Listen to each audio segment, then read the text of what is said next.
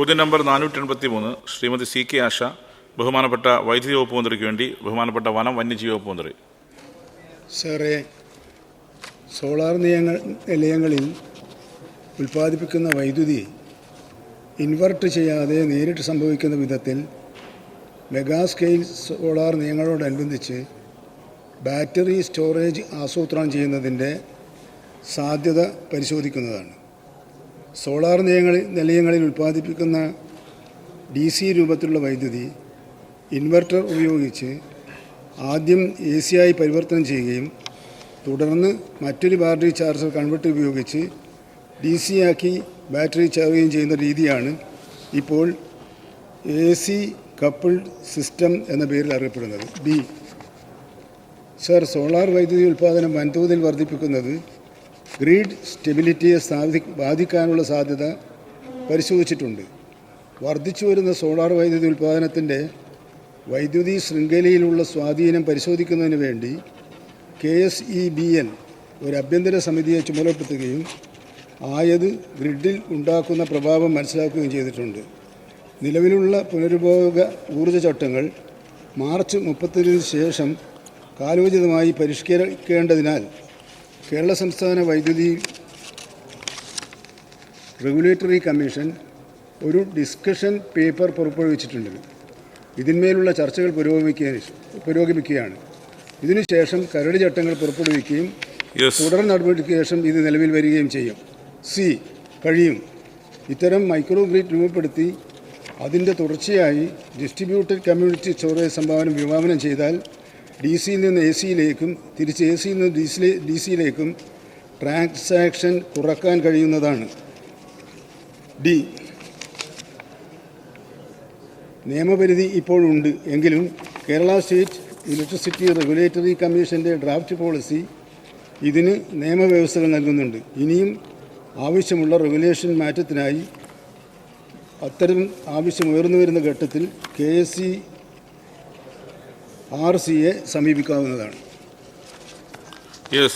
Shrimati CK ആശ. Sir, 2016 മുതൽ സംസ്ഥാനത്ത് സൗരോർജ്ജ വൈദ്യുതി ഉൽപ്പാദന ശേഷി എത്രത്തോളം വർദ്ധിപ്പിച്ചിട്ടുണ്ടെന്ന് വ്യക്തമാക്കാമോ? ഒപ്പം തന്നെ സംസ്ഥാനത്തെ ജലാശയങ്ങളിൽ ഫ്ലോട്ടിംഗ് സോളാർ പദ്ധതി നടപ്പിലാക്കുവാൻ ഗവൺമെൻറ് ഉദ്ദേശിക്കുന്നുണ്ടോ എന്നാണ് എൻ്റെ ചോദ്യം. മിനിസ്റ്റർ. സർ, സോളാർ വൈദ്യുതി ഉൽപ്പാദനം 2016 മുതൽ ഈ സമയം വരെ 1516 മെഗാവാട്ടായി വർദ്ധിപ്പിക്കാൻ കഴിഞ്ഞിട്ടുണ്ട്. നേരത്തെ അത് 16.5 മെഗാവാട്ടായിരുന്നു. ഇപ്രകാരം 1499.5 മെഗാവാട്ടിൻ്റെ വർധനയാണ് പ്രസ്തുത കാലഘട്ടത്തിൽ ഉണ്ടായിട്ടുള്ളത്.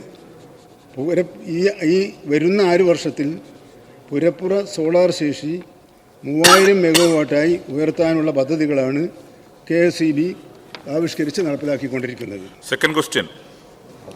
സർ, പാർശ്വവൽക്കരിക്കപ്പെട്ട ജനവിഭാഗങ്ങൾക്ക് സോളാർ പ്ലാന്റ് സ്ഥാപിച്ച് അധിക വരുമാനം ഉറപ്പാക്കുന്നതിനുള്ള പദ്ധതി നടപ്പിലാക്കാൻ ഗവൺമെൻറ് ഉദ്ദേശിക്കുന്നുണ്ട്.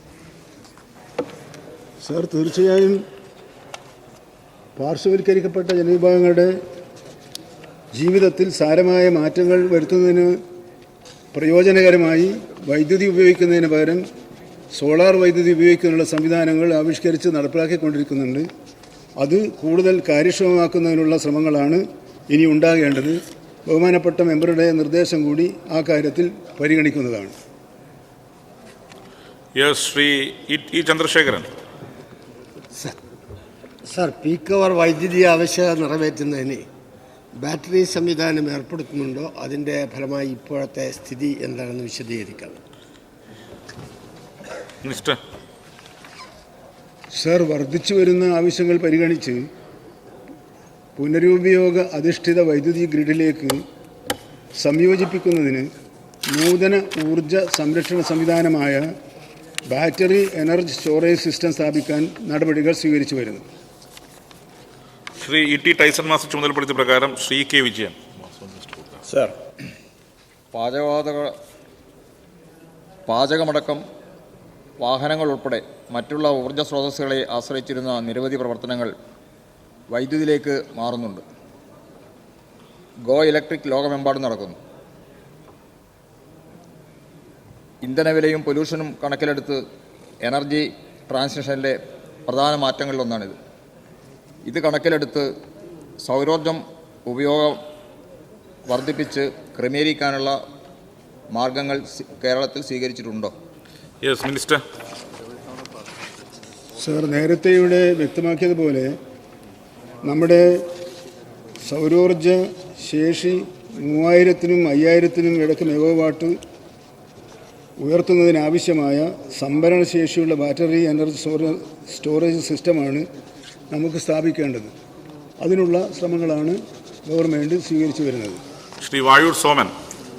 സർ, സംസ്ഥാനത്തെ ജലാശയങ്ങളിലും ഡാമുകളിലും ഫ്ലോട്ടിംഗ് സോളാർ വൈദ്യുതി പദ്ധതി ആരംഭിക്കുവാൻ എന്തെങ്കിലും ഉദ്ദേശമുണ്ടോ? Yes minister. സർ, ആ ആശയം നടപ്പിലാക്കുന്നതിനുള്ള നിലപാടുകളാണ് ഗവൺമെൻറ്റും വൈദ്യുതി ബോർഡും തീരുമാനിച്ചിട്ടുള്ളത്. ഞാൻ നേരത്തെ സൂചിപ്പിച്ചതുപോലെ സംസ്ഥാനത്തെ ഉപ്പുവെള്ള കായൽ തരിശായി കിടക്കുന്ന ജലാശയങ്ങളിൽ 6000 മെഗാവാട്ട് വൈദ്യുതി ഉൽപ്പാദനം ലക്ഷ്യമിടുന്ന ഫ്ലോട്ടിംഗ് സോളാർ പദ്ധതി ഉൽപ്പാദന സംവിധാനങ്ങൾ സ്ഥാപിക്കുന്നതിന് ആവശ്യമായ മാർഗരേഖകൾ അംഗീകരിച്ച് ഉത്തരവ് പുറപ്പെടുവിച്ചിട്ടുണ്ട്. ആദ്യഘട്ടമായി 400 മെഗാവാട്ട് ശേഷിയുള്ള ഫ്ലോട്ടിംഗ് സോളാർ പദ്ധതികൾ നടപ്പിലാക്കാൻ ലക്ഷ്യമിടുന്നു. Shri you are Pradeep. Sir, നമ്മുടെ ഇപ്പോൾ വൈദ്യുതി നല്ലപോലെ ഉപയോഗം ആവശ്യമുള്ള സമയമാണ്. നമുക്കിത്തരം സമയങ്ങളിൽ ഈ പുരപ്പുറത്ത് സോളാർ പാനലുകൾ സ്ഥാപിച്ച് കേരളത്തിൽ എത്രത്തോളം നമുക്ക് ഇതുപോലെ മുന്നേറാൻ കഴിഞ്ഞിട്ടുണ്ട്, അതിൻ്റെ ഒരു കണക്ക് വ്യക്തമാക്കാമോ സർ? Yes minister. സാർ, ഞാൻ നേരത്തെ ഇവിടെ ചൂണ്ടിക്കാണിക്കേണ്ടായി വൈദ്യുതി ഈ സോളാർ ഉപയോഗിച്ചുകൊണ്ടുള്ള വൈദ്യുതി ഉൽപ്പാദനം വർദ്ധിപ്പിക്കുന്നതിനുള്ള നടപടികൾ സ്വീകരിക്കുന്നതാണ്. അങ്ങനെ വരുമ്പോൾ ബഹുമാനപ്പെട്ട മെമ്പർ ഇവിടെ ചൂണ്ടിക്കാണിച്ചതുപോലെ വൈദ്യുതി അധികമായി ഉപയോഗിക്കുന്ന ഈ കാലഘട്ടത്തിൽ, പ്രത്യേകിച്ചും രാത്രികാലങ്ങളിൽ ഇതിൻ്റെ പ്രയാസം അനുഭവിക്കാതിരിക്കാനുള്ള മുൻകരുതലുകൾ സ്വീകരിക്കുകയാണ് മാർഗം. ആ മാർഗങ്ങൾ സർക്കാർ ആലോചിക്കുകയും തീരുമാനിക്കുകയും ചെയ്യുന്നതാണ്.